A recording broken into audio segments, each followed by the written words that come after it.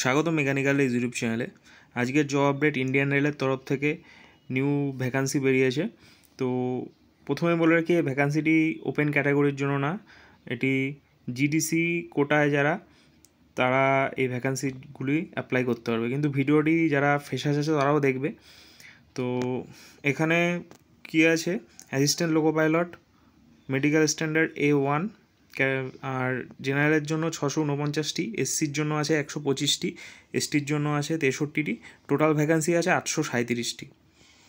তো তোমরা জানো যারা ওপেন ক্যাটাগরিতে অল ওভার ইন্ডিয়ায় সব জোন মিলিয়ে 4 ডিজিটে ভ্যাকান্সি বেরিয়েছে 5696। তো এখানে তখন এত কম ভ্যাকান্সি বার করার পরে তখন যারা এলপি ইউনিয়ন আছে তারা বলছিল না আরও ভ্যাকান্সি আছে। তাদের কথাটি এখন সত্যি হচ্ছে, কারণ যত ভ্যাকান্সি ছিল সব জিডিসির আন্ডারে এখন এই কোটাগুলো ভরছে।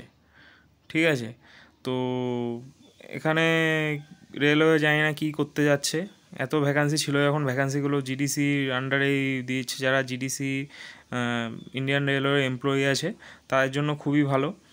তো তাদের এখানে কোনো রকম যে 3 বছর বা 5 বছর সার্ভিস করতে হবে এমন কোনো কিছু বলা নেই। যদি জয়েনিং হয়ে থাকে তাদের যদি এডুকেশান কোয়ালিফিকেশান থেকে থাকে, এখানে যা এডুকেশান কোয়ালিফিকেশান যাচ্ছে তো তারা অ্যাপ্লাই করতে পারবে।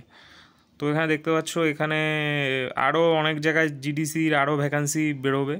তো আগের যে এক্সামগুলো ছিল সেই এক্সামগুলো ক্যান্সেল করে করে এখন যেখানে যেখানে ওগুলো যেখানে যেখানে আরও লোক লাগবে সেখানে এখানে জিডিসির আন্ডারেই সব কোটাগুলো ভরছে। ওপেন ক্যাটাগরির জন্য খুবই কম ভ্যাকান্সি। তো এটা দেখেই খুব খারাপ লাগলো যে ভ্যাকান্সি থাকা সত্ত্বেও ভ্যাকান্সিগুলো ওপেন ক্যাটাগরিতে দিল না। তো কিন্তু এখানে যারা জিডিসি সার্ভিস করছে ইন্ডিয়ান রেলওয়ে তাদের জন্য খুবই ভালো। তো ভিডিওটি যদি ভালো লাগে ভিডিওটিকে অবশ্যই লাইক করবে, আর এই চ্যানেলে নতুন হয়ে থাকে চ্যানেলটিকে সাবস্ক্রাইব করবে। Thank you for watching. দেখা হচ্ছে পরবর্তী জব আপডেট ভিডিওয়ে।